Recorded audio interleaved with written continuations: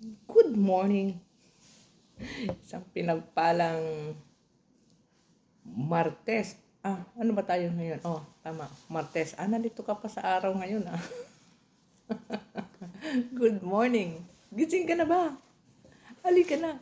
Magkape na tayo. Magandang umaga. Sana'y nakatulog ka at nakapagpahinga ka ng maayos. Panibagong umaga na naman. Panibagong umagang bigay sa atin ni Lord. Kasi nagising pa tayo ngayong umaga. Thank you, Lord. At bagong umaga na naman. Panibagong panimula na naman sa ating trabaho ngayong araw. Kumusta ka na? Halika na, magkape tayo at magkwentuhan tayo. Nandiyan ka, nandito ako. Kwentuhan tayo ng konting oras, magmarites tayo sa umaga. Marites na pagbati mula sa aking puso. Magandang umaga sa iyo. Sana'y nasa mabuti kang kalagayan, malayo sa anumang kapahamakan at karamdaman. Masaya, o malungkot man. Ang lungkot nandyan talaga. Ano ka ba? Hindi mo pwedeng maalis yan sa buhay. Kaya lang, kailangan nating pasayahin. Problema, nandyan din lang yan. Kaya hayaan lang natin. Yakapin natin ang problema. Kasi dyan tayo kukuha ng lakas. Dyan tayo magiging matapang sa problema na ating dinaranas. Alam mo ba yun? Kung hindi pa, ngayon alam mo na. Maging masaya ka kung may problema ka. Kasi doon ka magiging matapang sa buhay. Doon ka magiging malakas. Kaya pag may dumating sa yung problema, sasabihin mo sa sarili mo, yes, may dumating na naman na problema. Dagdag na naman lakas sa aking buhay at aral sa aking buhay. Kasi pag wala kang problema, hindi yan buhay. Hindi yan ang tunay na buhay. Hindi yan tunay na buhay na puro kasiyahan, puro karangyaan, everything's okay. Hindi yan ang tunay na buhay. Kasi ang tunay na buhay, problema. Ang problema rin na hindi mo maalis sa buhay. May mga tao na mayat maya may problema. Tapos sasabihin nila, ayoko na. Suko na ako. Ayoko na. Ganito kaya. Hindi nila alam yung problemang yun. Yun ang makakapagpaganda ng buhay nila later on. Later on. Not now. Later on. Yun ang magiging sandalan nila. Yung mga problemang nararanasan nila ngayon. Because of that problem, doon sila iingat na. Doon na nila pag-aaralan. Take it a lesson kung ikaw may mga problemang dumarating sa buhay mo. Ako nga, mayat maya may problema. Mayat maya may problema. Hindi ko sinabing I give up. Hindi ko sinabing ayoko na. Hindi ko sinabing, okay, pagod tayo. Malungkot tayo. Natural yan. Na nararamdaman natin. Pero never kong sinabing I give up. Kasi pag sinabi mo nang give up ka, wala na. Sarado na yung pintuan mo. Kahit anong pang gawin mo, wala na. Kasi gumibab ka na. Pero kung sasabihin mo sa sarili mo na, yes, okay lang yan. Kung hindi mo ma-resolbahan, let it be. Let it God. Di ba? May mga bagay tayo minsan ng problema hindi natin ma-resolbahan. Let it God. Prayer.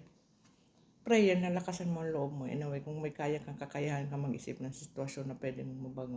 Mababago mo yan, hinay-hinay. Hindi mo yan mababago in one click. May proseso. May proseso din sa problema.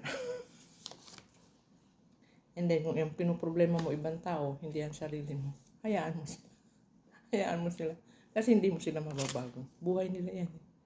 Buhay nila yan. Hindi yan buhay mo. So, ang isipin mo, yung sarili mo, buhay mo.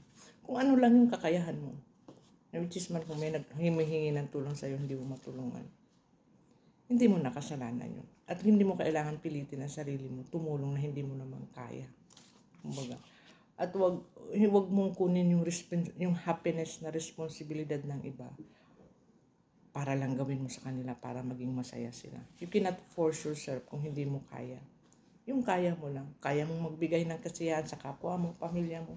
Kaya mong ibigay. Bigay mo. Pero pag hindi mo kayang ibigay, don't. Huwag mong pilitin. Just be you. Sabi nga. Just be you. Kasi kahit gaano man kagawin mong perfecto ang sarili mo na walang masabi at walang masabi sa'yo, may masasabi at may masasabi against sa'yo. Totoo yun. Kaya maging kung ano lang yung ikaw. Ikaw, pakita mo kung ano ka lang. Hanggang ganun lang. So mga kaibigan din, tanggapin ka kung sino ka. Kung ang mga kaibigan mo susosyal, let it be. Hayaan mo sila. Let it do whatever they want. Kung ikaw simple lang, so magpakasimple ka. Tanggapin ka nila o hindi, it's up to them. Basta ikaw, naging makaano ka na, nagpakatotoo ka lang na bilang ikaw. Diba? Mas maganda yung makipagkaibigan sa isang tao na totoong-totoo na, totoong-totoo na tanggap ka kung ano ka. Tanggap ka kung sino ka. Tanggap ka kung ano lang yung kakayahan mo. Ilayo mo yung sarili mo sa mga taong hindi nakakadagdag ng ikagaganda ng buhay mo. Ilayo mo ang sarili mo sa mga tao na puro negatibo. Ang mga kaisipan, ang mga puro pinag-iisip o pinaggagawa sa buhay. Ilayo mo yung sarili mo sa ganun ng mga tao. Kasi hindi yan makakatulong sa'yo. Ilapit mo yung tao. Ilapit mo ang sarili mo sa mga tao. Makakakuha ka ng aral sa buhay. Ikababago ng iyong buhay. Yung makakatulong sa'yo sa buhay mo. Na makakapagbago sa buhay mo. Makakapag-enlight ng isip mo. Diba? Surround mo ang mga, kahit sa mga kaibigan, isurround mo yung sarili. Surround yourself sa mga taong positibo sa buhay. Huwag yung ilulugmok ka sa sitwasyon na lalong ikalulugmok ng buhay mo. Tulad ng mga barkadang puro bisyo, ilayo mo ang sarili mo sa mga taong nakapaligid sa'yo na puro bisyo na mga walang pangarap sa buhay. I'm telling you, hindi ka aasenso sa buhay. Hindi magbabago mo. Ganon at ganon ka pa rin. Kasi ang nakasurround ka sa mga taong walang pangarap sa buhay. Ganon din sa family. Sa pamilya, hindi mo rin maiwasan yung ganon. Na, may mga pamilya minsan na masyado kang, kasi sila may kakayahan, may yaman, may kaya. Ikaw simple pa rin ang buhay hanggang ngayon. Huwag mong pansinin. Take yourself na chance na. Pero doesn't mean na sila ang ilalagay mo sa isip mo lagi. Kung anong mga pinagsasabi nila tungkol sa'yo, against sa'yo. Hindi mo kailangan tuunan ng pansin ng mga taong ganun. Lalo't mga pamilya na naninira sa'yo. Kung sino pa nga yung pamilya mo, yung pang nga naninira sa'yo. Naninira sa atin. Parang nasa mababa na tayong sitwasyon. Lalo ka pa nilang binababa. Nilulok down. Lalo ka pa nilang nilulok down. Instead na itaas ka. Tulungan kang itaas. Sila pa yung lalong naglulok down sa'yo. Binababa pa masyado ang sitwasyon ng buhay mo na dapat tulungan ka nga, di ba? Huwag mong hayaan na nakasurround ka lagi sa mga taong gano'n. Ilayo mo ang sarili mo sa mga taong hindi nakakatulong ng sitwasyon sa buhay mo. Ano lang yun? And be happy as you are. Maging masaya kung ano ka lang. At din yung ano lang yung kakayahan mo, diba? And then pray na lagi kang tulungan ni Lord. I-pray mo kay Lord na kung ano man yung mga dream, mga pinapangarap mo pa sa buhay. Isama mo lagi si Lord sa mga plano mo. Pangarap mo. You have guidance. Kasi prayer can change things. Sabi nga. Prayer can change things. Everything. Ganun ka-powerful ang prayer. Prayer with faith. Not prayer without faith. Kailangan pag nag-pray ka, may faith ka talaga. Fully faith talaga. Yung faith ko talaga nandyan. Hindi lang yung basta magpe-pray ka. Anything happen, anything goes. Still yung faith mo hindi magbabago. Deserve mo kung ano man yung gusto mong marating sa buhay mo. Lalo't pinaghihirapan mo, pinagsasakripisyuhan mo. It will come. Darating at darating yan. Hindi man ngayon, hindi man bukas. Pero darating at darating. Keep dreaming. Magplano ka, mangarap ka, and keep going. Never stop talaga. Never give up talaga. Kaya yung mga taong may mga problema, galit sa problema, at ang daming kaaway sa problema.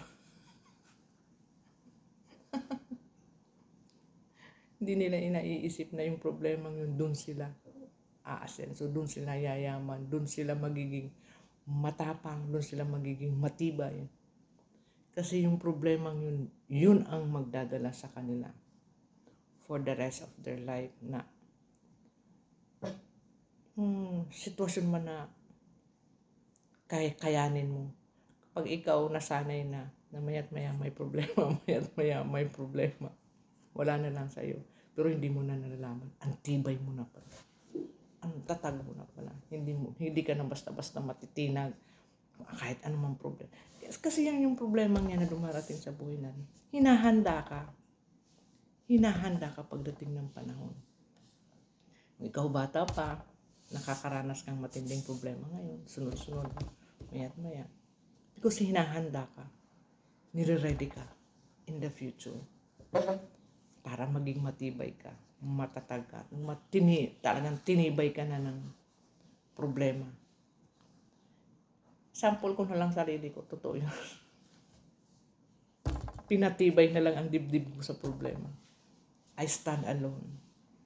I do it alone. Kumbaga, prayers kay God lang. Talagang yung faith ko kay Lord talagang never ever change talaga. Prayer can change. Prayer is the best warrior.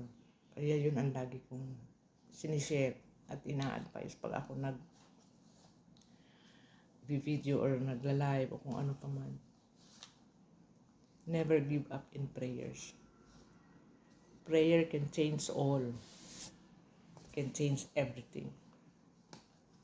Yung mga problemang naranasan ko noon and then hanggang ngayon pinatibay na ako ng husto na pag may dumating na problema sa akin, I just smile.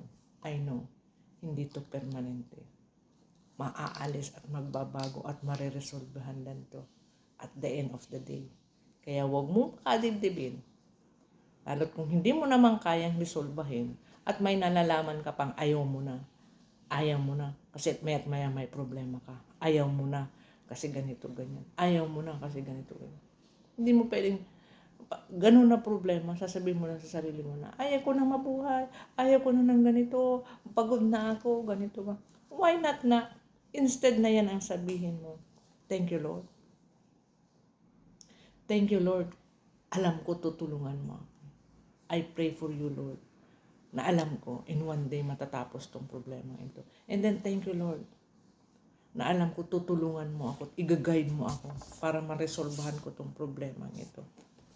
Walang perpekto sa buhay. Lahat may problema. Huwag mong sasabihin na mag-isa ka. Although totoo mag-isa ka, wala kang asawa. Wala kang asawa, wala kang boyfriend, wala kang mag-anak. Kasi malayo ka, ganito ko yan. Feeling mo mag-isa ka. Hindi. You're not alone. I mean, you're not alone is marami katulad mo na mas may matindi pang problemang pinagdadaanan kaysa sa'yo pero lumalaban sa buhay. Alam mo ba yung walang paa, walang kamay, nasa garden, nagtatanim ng halaman at the same time may pamilya.